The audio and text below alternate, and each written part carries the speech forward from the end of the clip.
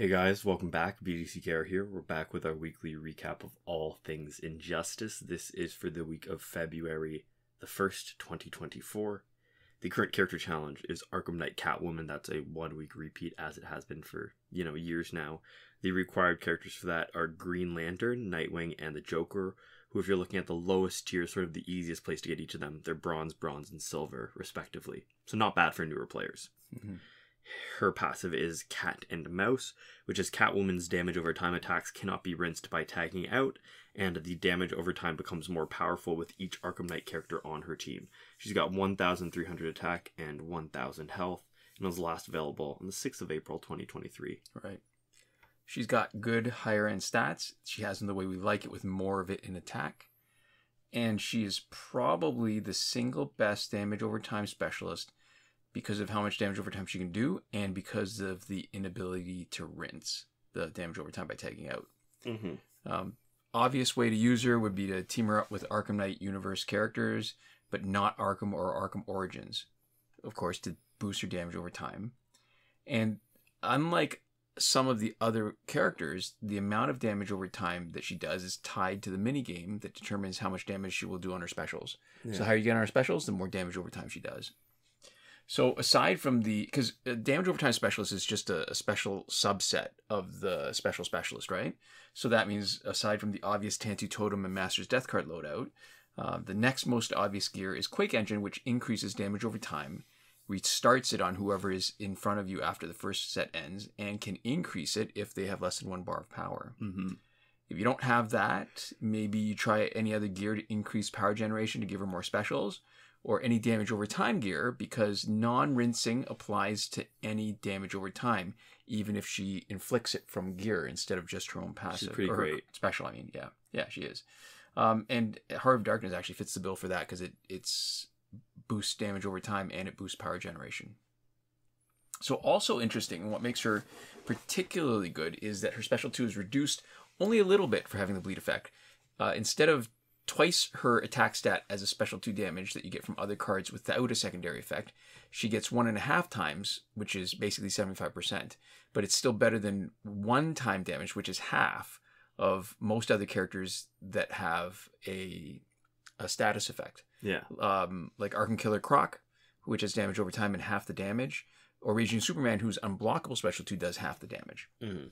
The main danger, and this is where it gets real interesting, the main danger, obviously, if you're going to lean into a damage over time strategy, is against a Blackest Night Flash team or against an Injustice 2 Aquaman who can give damage over time back to you doubled. But that's, a general danger with any character that relies on damage over time. And Injustice 2 Aquaman, is not such a big deal because he isn't a danger unless you let him do a special, which you can often avoid. Mm-hmm.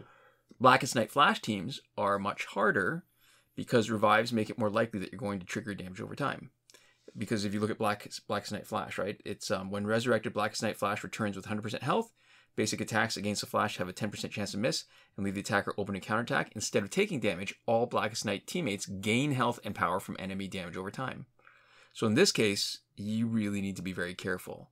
And one of the strategies we like to do is you tag her in for the first time only when you feel like she'll do enough damage to knock out the person in front of you, because if they're not knocked out, they will be healing and generating power like crazy. Mm-hmm. On the second tag in with Arkham Knight Catwoman, you need to not do a special immediately, because Master's Death card will trigger multiple damage over times. And normally you'd want that. In this case, not against Blackest Night Flash. And you'll see, if you ever do it by accident, just how fast they generate power and just how fast they heal, and how impossible it is. Even with a super powerful special, you just can't knock them out. Mm-hmm. So if you're patient and wait until the end, you're going to see 2 fights against Blackest Night Flash teams in the footage that you're watching, where we beat them with a slightly different strategy. Don't use your power when you tag in once, tag in again, and do a super. Her damage over time really is just too powerful, whether you do a special 1 or a special 2. Mm-hmm. Other character where it's useful to adjust your strategy is against New 52 Shazam. If you're facing him in first slot, don't do a special 2, because it often does enough damage to trigger Shazam's passive. He gets to come back invulnerable for a while, which is kind of a pain. What you do is do a special 1, then another special 1, and then tag in a teammate. This is usually enough to get him to tag out, before he has lost enough health to trigger his passive, and while he's off screen, Catwoman's passive bleeds away the rest of his health. And if you're lucky, either he tags back in when there's no one else that will allow for his passive to trigger, or he's down to only 1 health, so the next hit knocks him out instead of forcing him to tag out on the less than 25% health trigger part of his passive. Mm-hmm. Yeah. So based off of the challenge character pattern, we expect next week to be Blackest Night, Martian Manhunter. Right. This week's multiplayer reward is the Batmobile, which upgrades to become the Militarized Batmobile. When it's maxed out, it gives you a 25% max health increase, a Batman-specific ability, which is a 20% super move damage increase. And actually, the last 2 abilities are also Batman-specific abilities. And they are a 100% area effect. Opponent's team takes 25% damage from your super move, and a 100% chance for a 5-second invulnerability after your super move is activated. So just again, to clarify, last 3 abilities, all Batman-specific. You only get the health increase on any character who's not a Batman, which is totally unique, I think, among all gears. Right. It was last available on the 29th of June, 2023, and based off of the online reward pattern, we expect next week to be Blackest Night Doomsday. Right. So here are the problems with this legendary gear. There is only one ability that isn't for Batman, and maybe that's okay. There's a lot of Batman skins, so there's at least a chance to use it. The health boost is 25%. There's lots of other gears that give more. You get 40% from Banished Ninjato, 40% from Batman's helmet, also a Batman gear. You get 40% from Fourth World Chestplate. And all of those are supposed to be 4.5-star gears, just like the Batmobile. Mm-hmm. And all 3 other effects are tied to not only Batman, but super moves. Yeah. Which, in the current meta, isn't a great winning strategy if you're going to be trying to do super moves all the time. Yeah, normally it's good actually when all the gears abilities are based around the same type of thing, whether it's like damage over time or specials or whatever. Right. The problem is that super moves aren't actually a good thing, right? Even with this gear, it makes the super moves go from being something that you almost never want to do to something that you still probably mostly don't want to do. Right. So yeah, but any of other effects other than super move, you'd be getting it multiple times in a fight. Special 1, Special 2, basic attacks. It comes in play just so much more often. Yeah. And I gotta tell you, the effects on super move aren't that great, right? So 20% super move damage increase doesn't make up for the fact that it takes 3 bars of power and the Special 2 only takes 2 bars for the amount of damage that Special 2s usually do. Yeah. 25% splash damage is 5 seconds invulnerability is shorter than Astro Harness invulnerability. And it's not that useful. I mean, if you're getting it just once a fight. Mm-hmm. So originally when the game was first released, the super move was actually useful. There was some value in hoarding 3 bars of power instead of doing Special 1 or Special 2. Then when multiplayer was introduced, the mechanic changed and supers, which were up until then unblockable, could be defended. And a defended super often does less damage than an unblocked Special 2 that has at least a chance of critting. Yeah, and the defend minigame is also automatic, so you don't need to do anything to prevent it or to trigger it. Right, against the enemy. Yeah. Right, yeah. The AI will do that all the time. So sometimes you can time a Special 2 to be unblocked, but no matter what happens, a super gets defended every single time. Mm-hmm. Maybe, and it's not a huge percentage every time, right? Sometimes it's just very little, and it's random what you get, but it's still defended, which is kind of not great. So that's why sometimes, a lot of times, you'll see less damage from a super than from a Special 2, which is only 2 bars of power. So in that context, a 20% boost to super is not really of any consequence. 25% splash damage on super is interesting, but not as good as, say, 15% splash damage on a Special 2 with Fourth World Godly Mace, or even 50% splash damage on Special 1 with League of Assassins Knives. Yeah. So Astro Harness's invulnerability, I mentioned that, lasts longer. It doesn't cost 3 bars of power to trigger it. It's, yeah. So if you could equip this gear without taking up a slot, I think you could make an argument that it would be useful if it was free. Yeah. But if it was the vehicle that Batman drove in on. Right. But it's the opportunity cost. Other gears are just so much better that it's hard to justify using the Batmobile, even if you're playing Batman. And I can think of a lot of 2.5 and 3.5 star gears that would be more useful. So it's a good gear for collectors to complete their collection. Not very useful, I think, to play. In my mind, it's the worst 4.5 star gear. So there we go. Moving on to the store, we have the Blackest Night Martian Manhunter pack, which is actually one of the characters who's listed in the regular challenge pack. So we know that the chance of getting him is 2.86% exactly. We don't have to assume. Whereas with everyone else, we guess because, it makes the most sense. So it's 200,000 power credits. You get the 6.16% chance instead of the regular 2.86% chance you get in the 150,000 sort of generic challenge pack. Right. And we've run the numbers, and it's absolutely not worth it unless you only need Martian Manhunter and maybe like one or two other specific characters, and everybody else you're just selling back instantly. In any circumstance other than that, you should just buy the regular challenge pack. Right. We also have the character bundle, Woman of Power.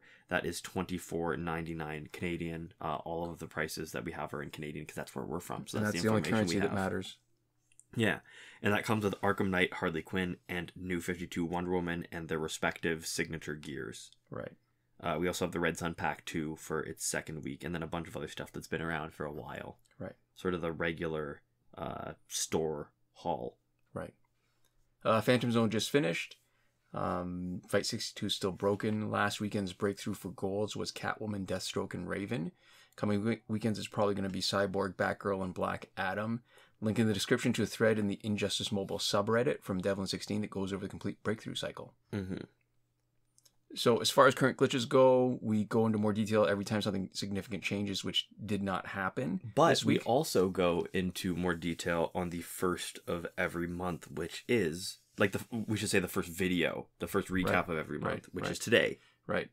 And if you don't have patience to wait, yeah, I mean, you can see a video tutorial for every working glitch in our playlist, Current Working Glitches, linked in the description of this video. And it's this recap we do once a month. Sometimes we just highlight the things that you need to watch out for in those particular glitches. Yeah, so in terms of information that you would have the hardest time accessing, which is glitches that you might want to do but don't currently work, or a goal that you have that you would want to find a glitch to help you get there. So we're going to talk about not working glitches and things you can't do first, especially ones that were at one point working. So there is nothing for credits. We've talked about it in Season 6, Episode 9 of our P&Q and CNA&T, that there is...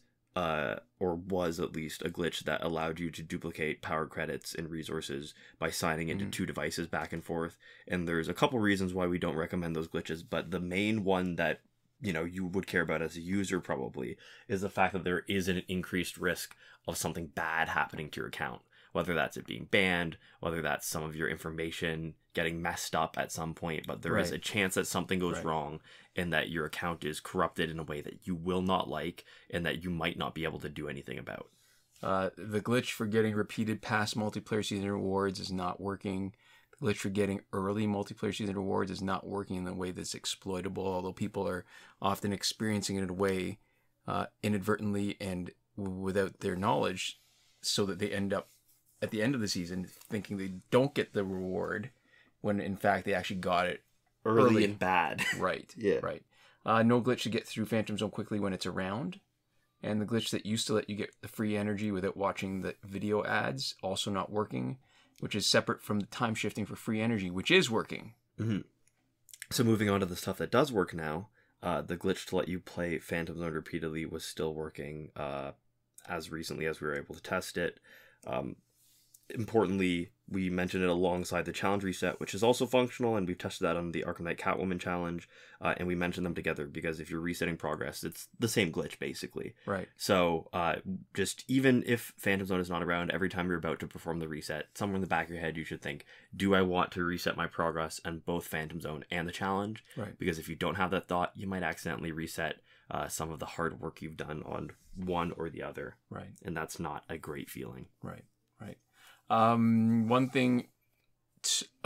thing to mention is that if you are finding that you have to download a bunch of data each time you do the challenge set reglitch, we have a tip from viewer Tanme Kakde that we cut and pasted into the description where you can just shift around some files. So instead of deleting it, you're just moving it somewhere else on your device, so you don't have to re-download it. You just move it out of the folder and then move it back into the folder. You're just hiding it from the game, basically. Right. Yeah.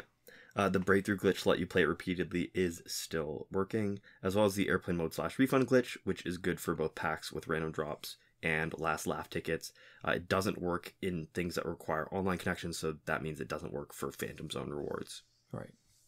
Time shifting still works, like I mentioned earlier, in Android for unlimited survivor play and energy recharges. Again, remember to return your cooldown clock back to normal before you finish.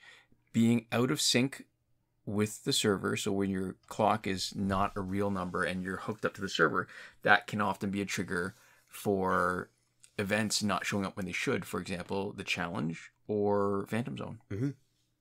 And last but not least, in between the not working and working glitches, we have something that, might work. It's unclear. It's the promotion glitch where you can promote characters that are still locked. And it hasn't had the right conditions since update 2.14, so it's not testable. It's not usable. We haven't had even like a 1 hour window to try this glitch in years, but it's technically never failed us. And so because we only say this once a month now, and nobody can stop us from doing whatever we want to do here. Right. We keep it in here sort of on a technicality. It's in the twilight zone, somewhere between working and not working. Right. Not available, maybe working. Who knows? Right. And that'll do it for this week. To finish up, we'd like to give a huge thank you to our lovely patrons on Patreon. Really the best kinds of people who give us money. Obviously, I'm joking a little bit, but we are really appreciative. That is a huge thank you to Michael Devries, Irvin, Ruiz, Hoshi127, and Nora Klimek, who are supporting us on the credited level, as well as the name scrolling past, who supported us at some point during the pandemic. Mm-hmm. So thank you so much for your support, and thanks so much to all of you for watching. We'll see you next time. Komoda.